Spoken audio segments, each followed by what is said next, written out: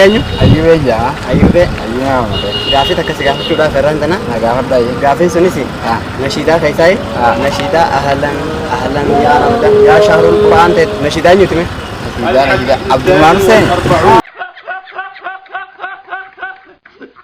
nashiidaa olummaa jennee wanni furmaata barbaannu mee nashiidaa raayyaa abbaa mancaati meeqaffaa nashiidaa meeqaffaa nashiidaa meeqaffaa olummaa jennee kutaa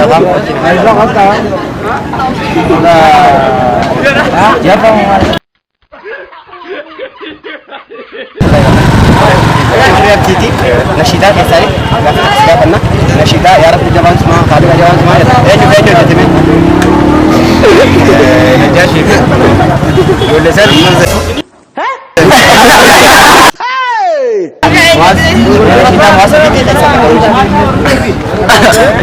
kawan irra meeqa jin yoome mayaan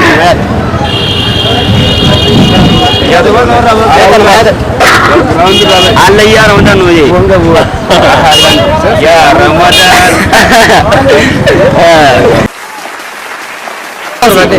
Nasida jabat semangat.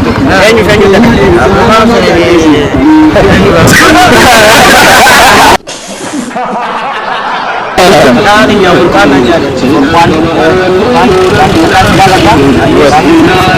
Satu orang juga harus jalan sama kali kan jalan enyu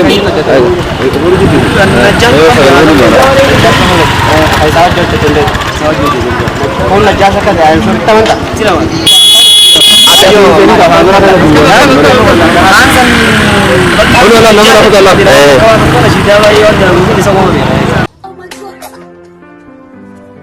Anas Iyas arranta nagaaf ajaiba takkan si gaafachuudhaaf gaafin qiyas nashiidaa keessa nashiidaa dhufe Ramadan yaa ji'a kabajamaa ta'e nashiidaa eenyuuti Nasiida Raajuu Muhammad.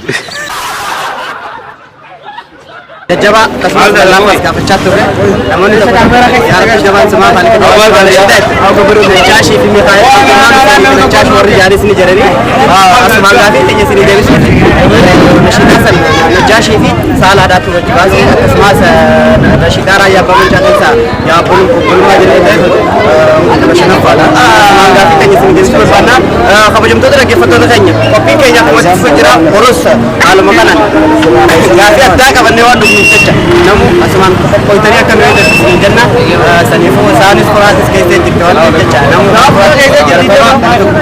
amileen hin jiru